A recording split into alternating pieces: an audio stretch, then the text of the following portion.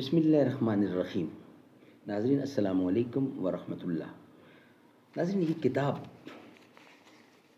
اس کا ٹائٹل ہے شان صحابہ اور شہدائے بدر، شہدائے احد۔ بڑے جید صحابہ کرام کی زندگی اس میں محفوظ ہے، وہ ہم آپ کے سامنے رکھنے کی کوشش کریں گے۔ سب سے پہلے حضرت مصعب بن عمیر کا بیان ہم نے آپ کے سامنے رکھا وی لاگ نمبر 1 کی صورت میں۔ اس کے بعد ہم نے آپ کے سامنے بیان رکھا وی لاگ نمبر 2 کی صورت میں حضرت حمزہ رضی اللہ، اور اس کے بعد وی لاگ نمبر 3 کی صورت میں ہم نے آپ کے سامنے رکھا ہے حضرت عباس بن عبد المطلب رضی اللہ۔ ناظرین یہ چوتھا وی لاگ ہے اور اس کی پہلی قسط ہے اور ٹائٹل ہے حضرت جعفر طیار رضی اللہ عنہ۔ ان کے بارے میں ہم آپ کے سامنے پیش کرنے جا رہے ہیں، ان کی حالات زندگی اور ان کی شان میں۔ نحمدہ ونصلی علی رسولہ الکریم، بسم اللہ الرحمن الرحیم۔ باغ بہشت سے مجھے حکم سفر دیا تھا کیوں، کار جہاں دراز ہے اب میرا انتظار کر۔ نہیں جنت کا شتاباں شنیدن داستاں میری، خاموشی گفتگو ہے بے زبانی ہے زباں میری۔ حضرت جعفر طیار رضی اللہ عنہ۔ حضرت جعفر طیار رضی اللہ حضرت علی شیر خدا کے سگے بھائی تھے۔ والد کا نام ابو طالب تھا۔ اس رشتے سے حضرت جعفر بن ناظرین حضرت جعفر نبی کریم صلی اللہ علیہ وسلم کے چچا زاد بھائی تھے۔ نبی کریم صلی اللہ علیہ وسلم اپنے والدین اور دادا عبد المطلب کے انتقال کے بعد ابو طالب کے گھر رہنے لگے تھے، اس لیے حضرت علی اور حضرت جعفر طیار رضی اللہ آپ سے اور آپ ان سے بے حد محبت کرتے تھے۔ ایک ساتھ اٹھتے بیٹھتے اور ایک ساتھ رہتے سہتے، ایک ساتھ اٹھنے بیٹھنے اور ایک ساتھ رہنے سہنے سے، ایک دوسرے کے عادات و اعتبار سے اچھی طرح واقف ہو گئے تھے۔ نبی کریم صلی اللہ علیہ وسلم کی حضرت جعفر سے یہ محبت اس بنا پر نہ تھی یہ وہ چچا زاد بھائی تھے، بلکہ حضرت جعفر رضی اللہ میں نیکی کے وہ جوہر موجود تھے جن کی وجہ سے حضرت صلی اللہ علیہ وسلم آپ سے محبت کرتے تھے۔ سبحان اللہ، سبحان اللہ۔ جب نبی کریم صلی اللہ علیہ وسلم نے پہلی مرتبہ گھر والوں کے سامنے اسلام پیش کیا تو حضرت علی اسی وقت ایمان لے آئے۔ اس کے بعد ایک دن حضور حضرت علی کے ساتھ اپنے رب کی عبادت فرما رہے تھے کہ ابو طالب حضرت جعفر طیار کے ساتھ ادھر آ نکلے۔ سبحان اللہ، سبحان اللہ۔ ناظرین یہ تھا صفحہ نمبر 37۔ اس کا بقیہ حصہ ہے صفحہ نمبر 38 پر 38 پر، وہ ہم آپ کے سامنے رکھ رہے ہیں۔ ابو طالب نے بیٹے اور بھتیجے کو خشوع اور خضوع کے ساتھ عبادت کرتے دیکھا تو بہت متاثر ہوئے۔ حضرت جعفر سے کہا بیٹے تم بھی شامل ہو جاؤ۔ یہ سنتے ہی حضرت جعفر رضی اللہ عنہ حضور کے بائیں طرف جا کر کھڑے ہو گئے، نماز ادا کی۔ پہلی ہی بار ایک اللہ کی پرستش میں وہ لطف آیا کہ پھر اس سے منہ نہ موڑا اور اللہ کی توحید اور حضور کی رسالت کا اقرار کر لیا۔ سبحان اللہ، سبحان اللہ۔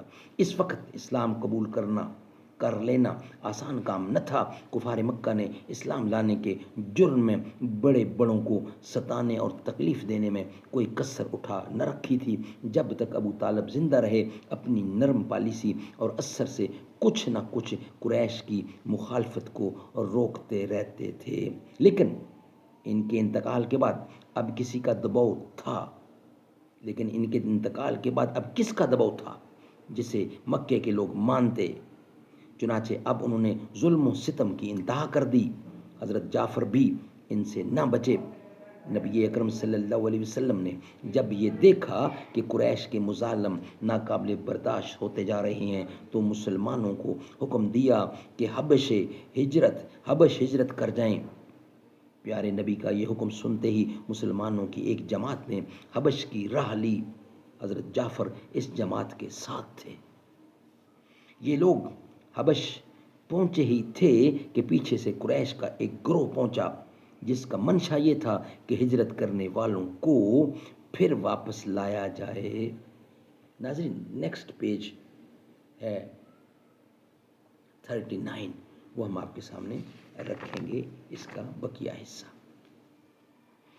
اور اپنی اس پیاس کو بجھایا جائے جسے مسلمانوں کو ستا کر ہی بجھایا جا سکتا تھا۔ یہ لوگ حبش کے بادشاہ نجاشی کے بارے میں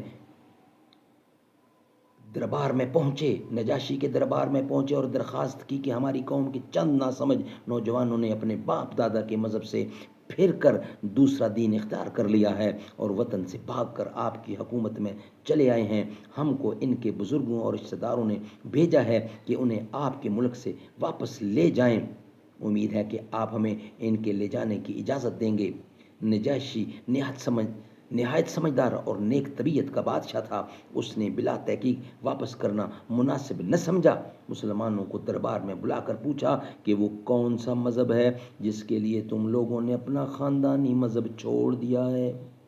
مسلمانوں نے نجاشی کی اس بات کا جواب دینے کے لیے حضرت جعفر کو پیش کیا۔ اس موقع پر حضرت جعفر نے ایک غیر مسلم مجمع میں تقریر فرمائی۔ اس تقریر میں اگر ایک طرف سوسائٹی پر بہترین تنقید موجود ہے تو دوسری طرف اسلام اور اس کے تقاضے بھی نمایاں ہیں۔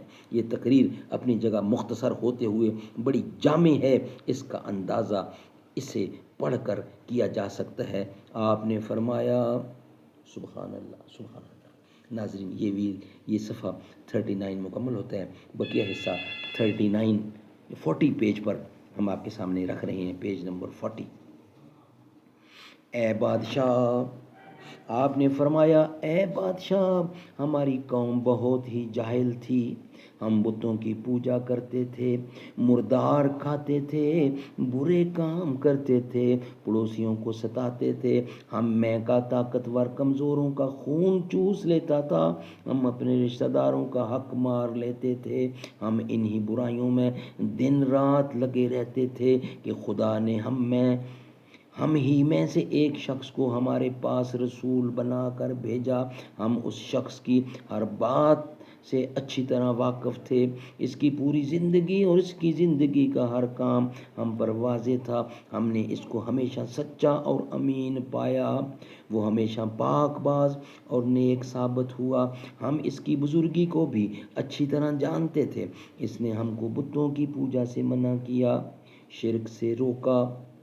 اس نے ہم کو توحید کی تعلیم دی، سچائی اور امانت داری کا سبق دیا، پڑوسیوں اور رشتہ داروں سے محبت کرنا سکھایا۔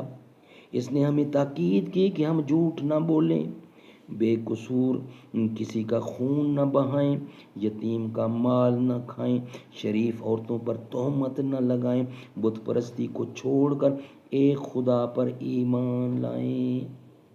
صفحہ نمبر 40 مکمل ہوا۔ ناظرین بقیہ حصہ پیج نمبر 41 پر ہے، وہ ہم آپ کے سامنے رکھنے کو جا رہے ہیں۔ نماز پڑھیں، روزہ رکھیں، زکوٰۃ دیں۔ ہم اس پر ایمان لائے اور اس کی بتائی ہوئی باتوں پر چلے۔ ہم نے بتوں کو پوجنا چھوڑ دیا، صرف ایک خدا کی عبادت کرنے لگے، حرام کو حلال اور حرام کو حرام سمجھنے لگے، حلال کو حلال اور حرام کو حرام سمجھنے لگے۔ اس پر ہماری قوم ہماری دشمن ہو گئی۔ اس نے طرح طرح سے ستا کر ہمیں پھر بت پرستی اور جاہلیت کے برے کاموں کی طرف لانا چاہا۔ جب ان کے ظلم ہماری برداشت سے باہر ہو گئے تو اپنے اسی نبی اور رسول کے حکم سے ہم آپ کی حکومت میں چلے آئے۔ یہ تقریر سن کر نجاشی نے کہا، تمہارے نبی پر جو کتاب نازل ہوئی ہے اس میں سے پڑھ کر کچھ سناؤ۔ حضرت جعفر طیار رضی اللہ نے سورۃ مریم کی چند آیتیں تلاوت کی۔ قرآن کی آیتیں سن کر نجاشی بہت متاثر ہوا۔ اس نے کہا خدا کی قسم یہ اور تورات ایک چراغ کا نور ہے، اور مکے کے قریش سے صاف کہہ دیا خدا کی قسم میں ان کو کبھی تمہارے حوالے نہ کروں۔ قریش کا یہ دو خالی گیا تو انہوں نے ایک چال اور چلی، وہ پھر نجاشی کے دربار میں حاضر ہوئے اور عرض کی کہ حضور یہ جانتے ہیں، حضور یہ جانتے ہیں۔ ناظرین یہ پیج مکمل ہوا، یعنی 41۔ نیکسٹ بقیہ حصہ ہے 42 نمبر پیج پر، وہ ہم آپ کے سامنے رکھنے کو جا رہے ہیں۔ حضور یہ جانتے ہیں کہ حضرت عیسیٰ کے بارے میں ان لوگوں کا کیا خیال ہے۔ نجاشی نے جواب دینے کے لیے مسلمانوں کو پھر بلایا۔ اس سوال کا صحیح جواب دینے میں مسلمانوں کو اندیشہ تھا، کیونکہ عیسائی حضرت عیسیٰ علیہ السلام کو اللہ کا بیٹا سمجھتے تھے، لیکن اسلام اس عقیدے کو رد کرتا ہے۔ اس لیے ڈر تھا کہ کہیں ایسا نہ ہو صحیح بات کہنے پر نجاشی برہم ہو جائے، لیکن حضرت جعفر نے پکا فیصلہ کیا کہ کچھ بھی ہو سچ ہی کہیں گے، اور اس معاملے میں بھی اسلام کا صحیح عقیدہ لوگوں کے سامنے پیش کریں گے۔ چنانچہ انہوں نے جواب دیا ہم حضرت عیسیٰ علیہ السلام کو خدا کا بندہ، پیغمبر اور اس کی روح مانتے ہیں۔ یہ سنا تو نجاشی نے زمین سے ایک تنکا اٹھا کر کہا خدا کی قسم جو کچھ تم نے کہا عیسیٰ بن مریم اس سے اس تنکے کے برابر زیادہ نہیں ہے۔ سبحان اللہ۔ بقیہ حصہ انشاءاللہ آپ کے سامنے رکھ دیں گے نیکسٹ ویلاگ کی صورت میں۔ السلام۔